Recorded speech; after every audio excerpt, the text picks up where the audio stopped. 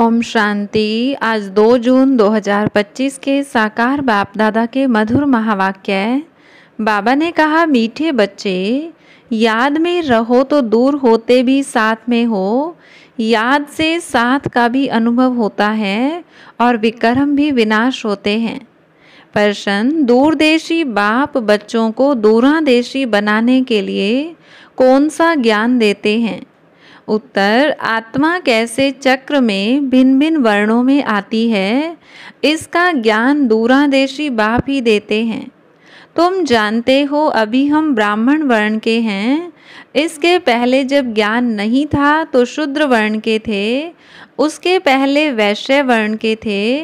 दूर देश में रहने वाला बाप आकर यह दूरादेशी बनने का सारा ज्ञान बच्चों को देते हैं। गीत, जो पिया के साथ है। ओम शांति। जो ज्ञान सागर के साथ है उनके लिए ज्ञान बरसात है। तुम बाप के साथ हो ना, भल विलायत में हो व कहाँ भी हो, साथ हो।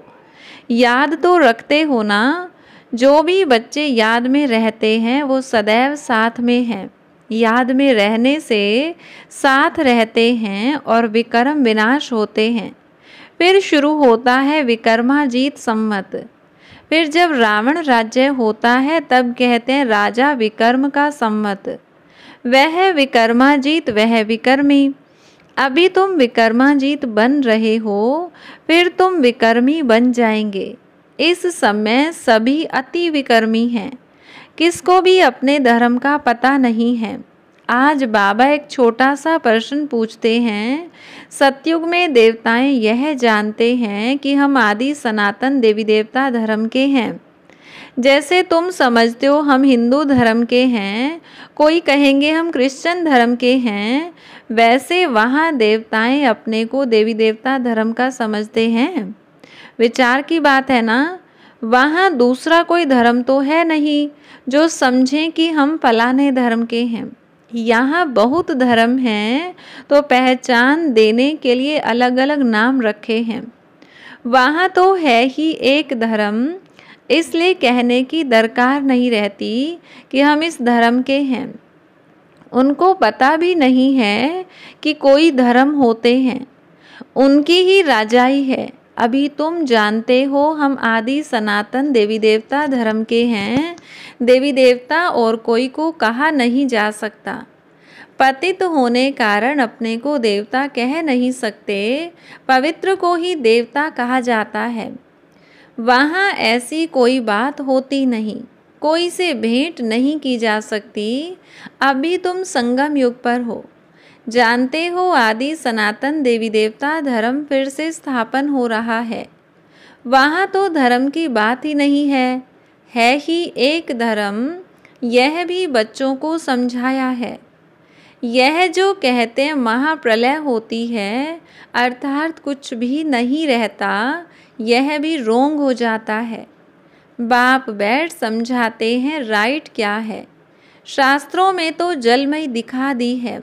बाप समझाते हैं सिवाय भारत के बाकी जलमय हो जाती है। इतनी बड़ी सृष्टि क्या करेंगे। एक भारत में ही देखो कितने गांव हैं। पहले जंगल होता है, फिर उनसे वृद्धि होती जाती है।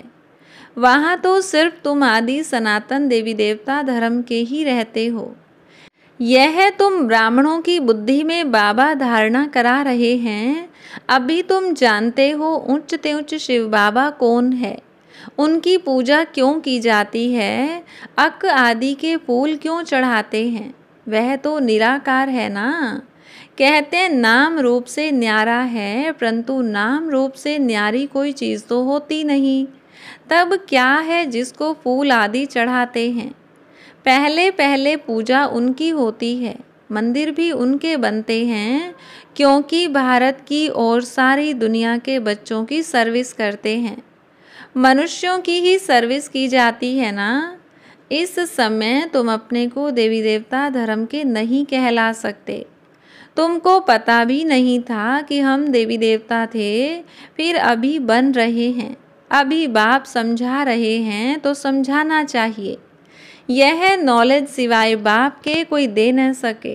उनको ही कहते हैं ज्ञान का सागर, नॉलेज पुल। गाया हुआ है रचता और रचना को ऋषि मुनि आदि कोई भी नहीं जानते।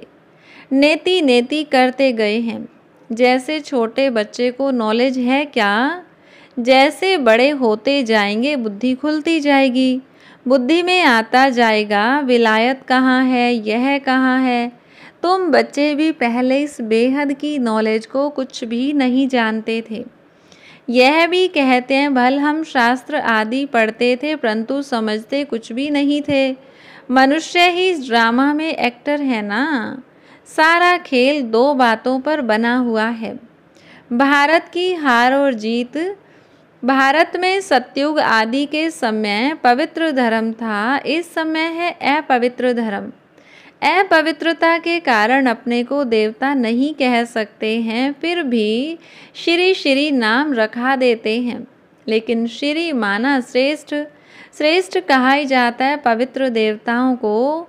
श्रीमत भगवानुवाच कहा जाता है ना। अब श्री कौन ठहरे, जो बाप के सम्मुख सुनकर श्री बनते हैं या जिन्होंने अपने को श्री श्री कहलाया है।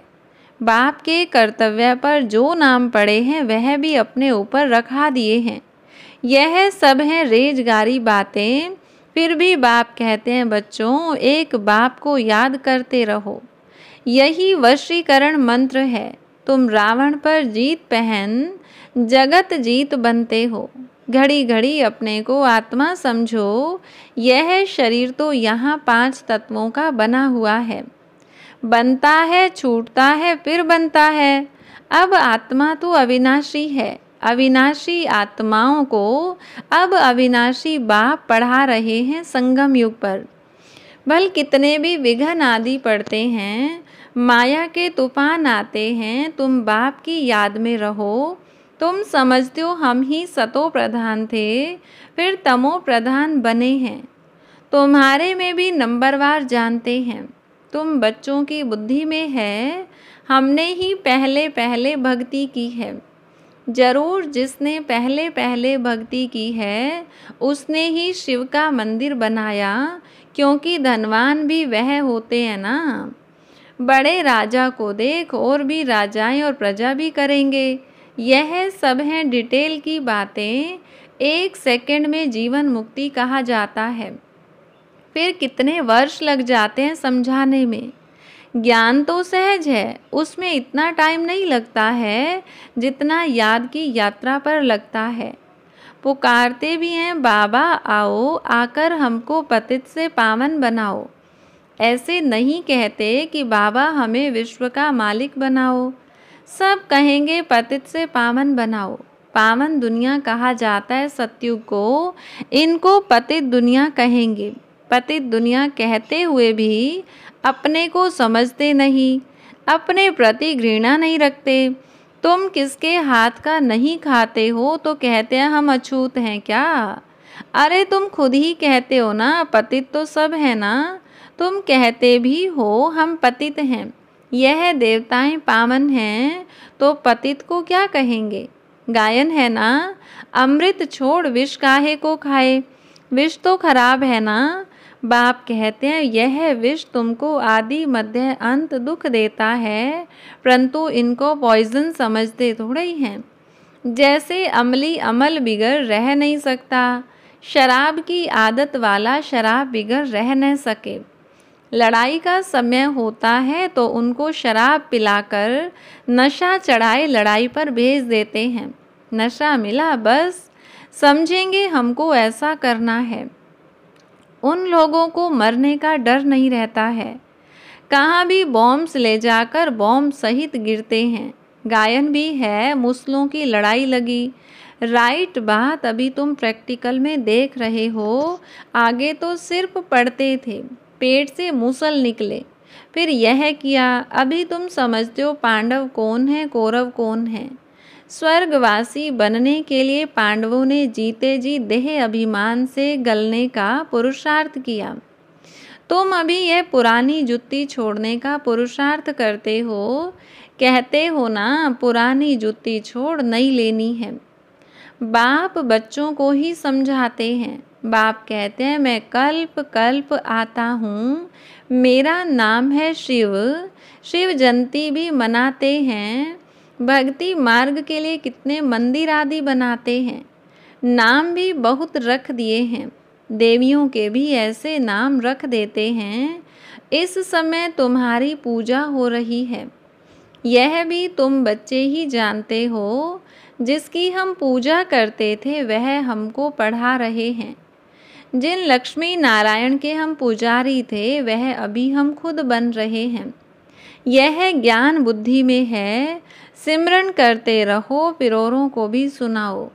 बहुत हैं जो धारणा नहीं कर सकते हैं। बाबा कहते हैं, जास्ती धारणा नहीं कर सकते हो तो हर्जा नहीं, याद की तो धारणा है ना। बाप को ही याद करते रहो। जिनकी मुरली नहीं चलती है तो यहाँ बैठे सिमरन करें। यहाँ कोई बंधन झंझट आदि है नहीं। घर में बाल बच्चों आदि का वातावरण देख वह नशा गुम हो जाता है। यहाँ चित्र भी रखे हैं, किसको भी समझाना बहुत सहज है। वो लोग तो गीता आदि पूरी कंठ कर लेते हैं।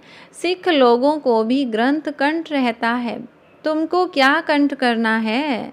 बाप को। तुम कहते भी हो बाबा यह है बिल्कुल नई चीज़।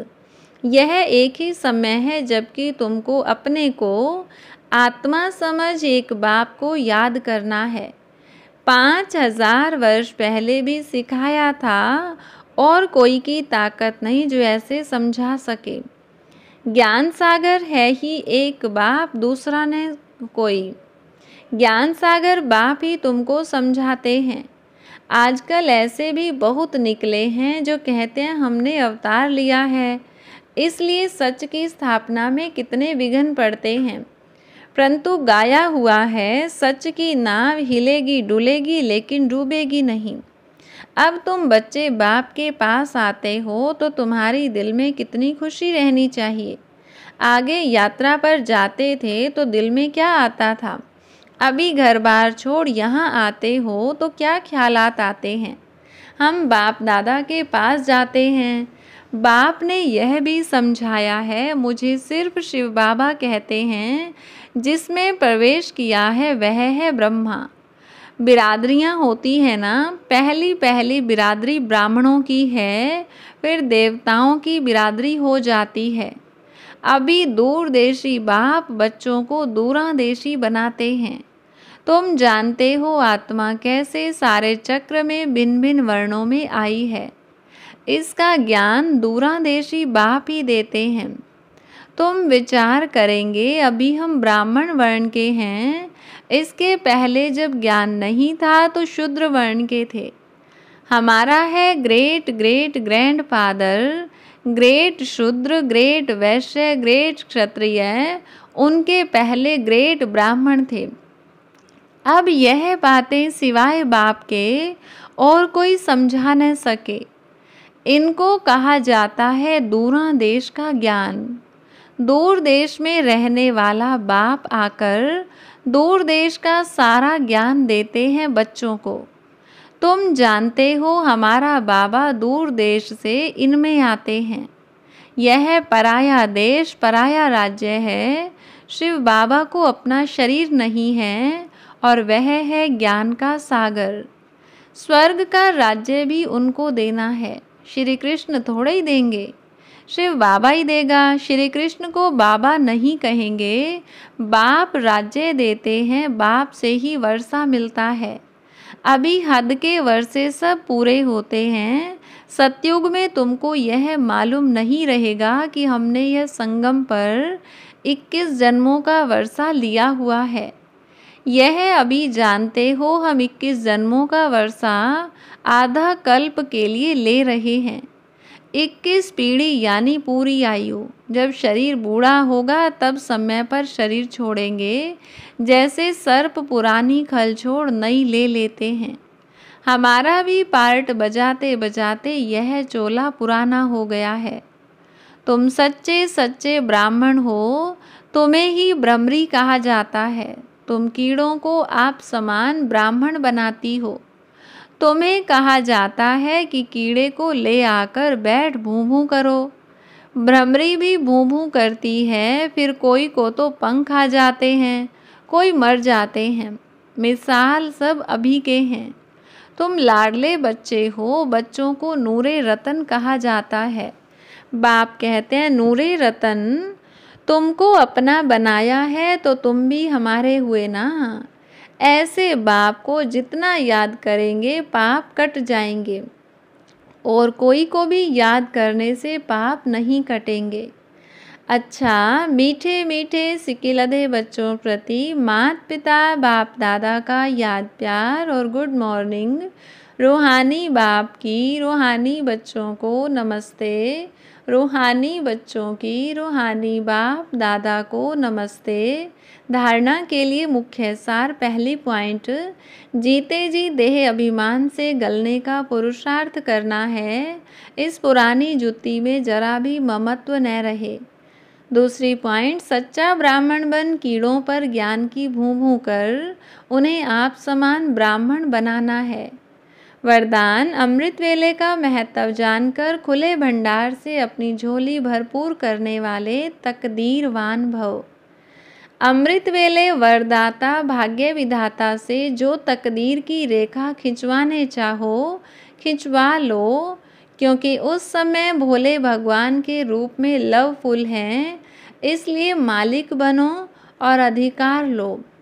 खजाने पर कोई भी ताला चाबी नहीं है। उस समय सिर्फ माया के बहानेबाजी को छोड़ एक संकल्प करो कि जो भी हूँ, जैसी भी हूँ, आपकी हूँ। मन बुद्धि बाप के हवाले कर तख्त नशीन बन जाओ, तो बाप के सर्व खजाने अपने खजाने अनुभव होंगे। स्लोगन, सेवा में यदि स्वार्थ मिक्स है तो सफलता भी मिक्स हो जाएगी, इसलिए निस्वार्थ सेवाधारी बनो। अव्यक्त इशारा, ऐसा कोई भी ब्राह्मण नहीं होगा जो आत्म अभिमानी बनने का पुरुषार्थी न हो, लेकिन निरंतर आत्म अभिमानी, जिससे कर्मेंद्रियों के ऊपर संपूर्ण विजय हो जाए, हर एक कर्मेंद्रिय सतो प्रधान स्वच्छ हो जाए, देह के पुराने संस्कार और संबंध से संपूर्ण मर्जीवा हो जाए, इसके लिए अंतर्मुखी बनो। इसी पुरुषार्थ से ही नंबर बनेंगे। अच्छा, ओम शांति।